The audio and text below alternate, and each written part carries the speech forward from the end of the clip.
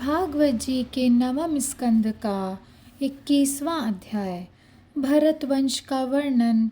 राजा रंति देव की कथा।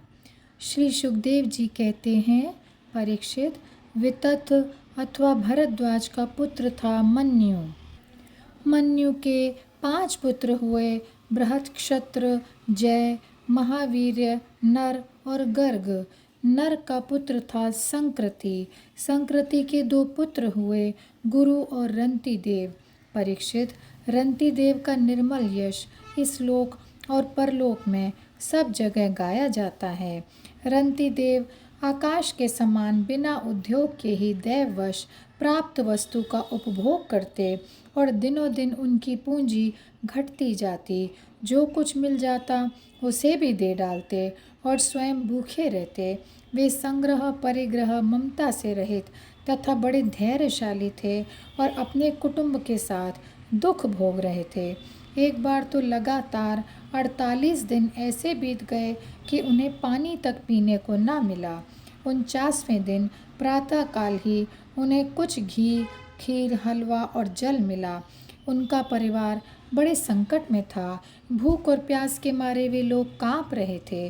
परंतु ज्यों ही उन लोगों ने भोजन करना चाहा, त्यों ही एक ब्राह्मण अतिथि के रूप में आ गया। रंति देव सब में श्री भगवान के ही दर्शन करते थे, अतएव उन्होंने बड़ी श्रद्धा से आदरपूर्वक उसी अन्न में से ब्राह्मण को भोजन कराया।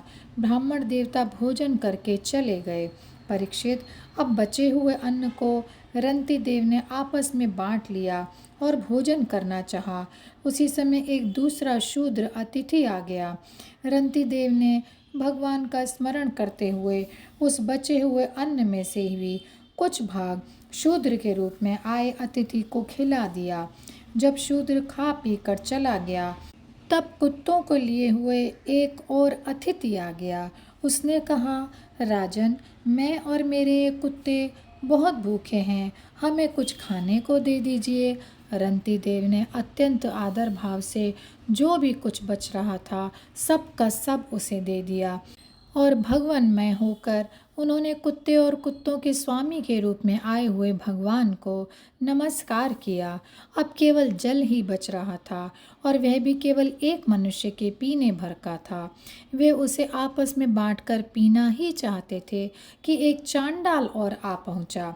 उसने कहा, मैं अत्यंत नीच हूँ, मुझे जल पिला दीजिए।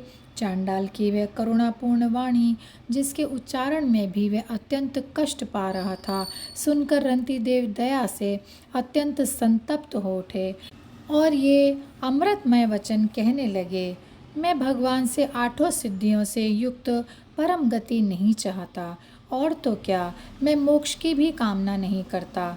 मैं चाहता हूँ तो केवल यही कि मैं संपूर्ण प्राणियों के हृदय में स्थित हो जाऊं और उनका सारा दुख मैं ही सहन करूं, जिससे और किसी भी प्राणी को दुख ना हो। यह दीन प्राणी जल पी करके जीना चाहता था। जल दे देने से इसके जीवन की रक्षा हो गई। अब मेरी भूख प्यास की पीड़ा, शरीर की शिथिलता, दीनता, ग्लानि, शोक, विषाद और मोह, ये सब के सब जाते रहे। मैं सुखी हो गया। इस प्रकार कहकर रंति देव ने वह बचा हुआ जल भी उस चांडाल को दे दिया। यद्यपि जल के बिना वे स्वयं भी मर ही रहे थे, फिर भी स्वभाव से ही उनका हृदय इतना करुणापूर्ण था कि वे अपने को रोक ना सके। उनके धैर्य की भी कोई सीमा है। परीक्षित, ये अतिथि वास्तव में भगवान की रची हुई माया के ही विभिन्न रूप थे। परीक्षा पूरी हो जाने पर अपने भक्तों की अभिलाषा पूर्ण करने वाले त्रिभुवन स्वामी ब्रह्मा, विष्णु और महेश तीनों उनके सामने प्रकट हो गए। रंति देव ने उनके चरणों में नमस्कार किया। उन्हें कुछ लेना तो था ही नहीं। भगवान की कृपा से वे आसक्ति और स्पृहा से भी रहित हो गए तथा परम प्रेममय भक्ति मात्र से अपने मन को भगवान वासुदेव में तन्मय कर दिया। कुछ भी मांगा नहीं। परीक्षित, उन्हें भगवान के सिवा और किसी भी वस्तु की इच्छा तो थी ही नहीं। उन्होंने अपने मन को पूर्ण रूप से भगवान में लगा दिया।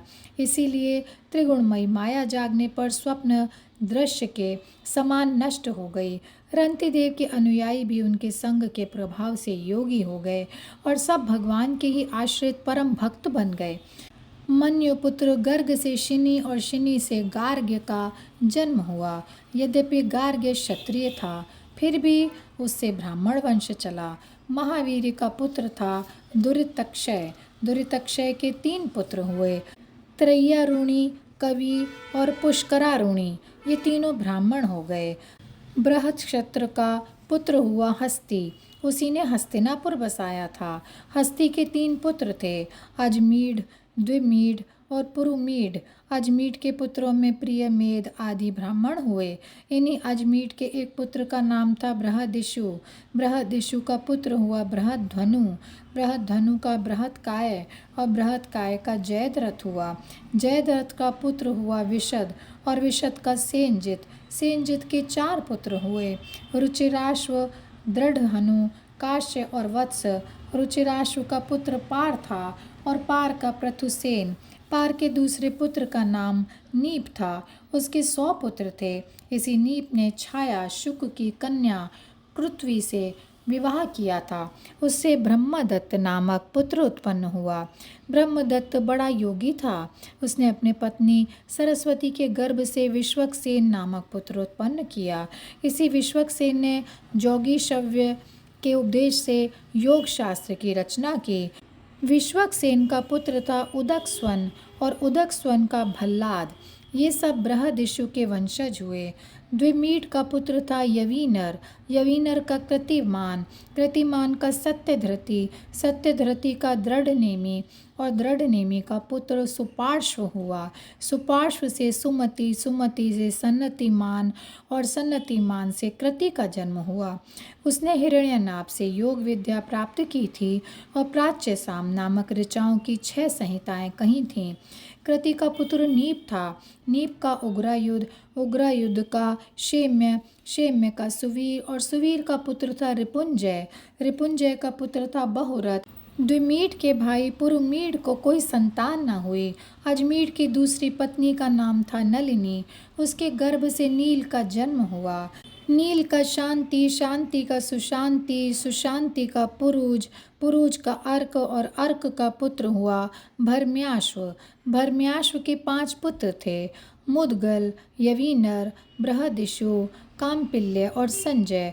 भरम्याश्व ने कहा, ये मेरे पुत्र 5 देशों का शासन करने में समर्थ हैं, इसलिए ये पांचाल नाम से प्रसिद्ध हुए। उनमें मुदगल से मोदगल्य नामक ब्राह्मण गोत्र की प्रवृत्ति हुई। भरम्याश्व के पुत्र मुदगल से यमज जुड़वा संतान हुई। उनमें पुत्र का नाम था दिवोदास और कन्या का था अहल्या। अहल्या का विवाह महर्षि गौतम से हुआ। गौतम के पुत्र हुए शतानंद। शतानंद का पुत्र सत्यधृति था। वह धनुर्विद्या में अत्यंत निपुण था। सत्यधृति के पुत्र का नाम था शरद्वान। एक दिन उर्वशी को देखने से शरद्वान का वीर्य मूंज के झाड़ पर गिर पड़ा। उससे एक शुभ लक्षण वाले पुत्र और पुत्री का जन्म हुआ। महाराज शंतनु की उस पर दृष्टि पड़ गई, क्योंकि वे उधर शिकार खेलने के लिए गए हुए थे। उन्होंने दयावश दोनों को उठा लिया। उनमें जो पुत्र था उसका नाम रखा कृपाचार्य और जो कन्या थी उसका नाम हुआ कृपी। यही कृपी द्रोणाचार्य की पत्नी हुई। और यहीं पर यह अध्याय समाप्त होता है। जय श्री कृष्णा, जय श्री कृष्णा, जय श्री कृष्णा। गोविंद बोलो हरि गोपाल बोलो, राधा रमण हरि गोविंद बोलो। गोविंद बोलो हरि गोपाल बोलो, राधा रमण हरि गोविंद बोलो। गोविंद बोलो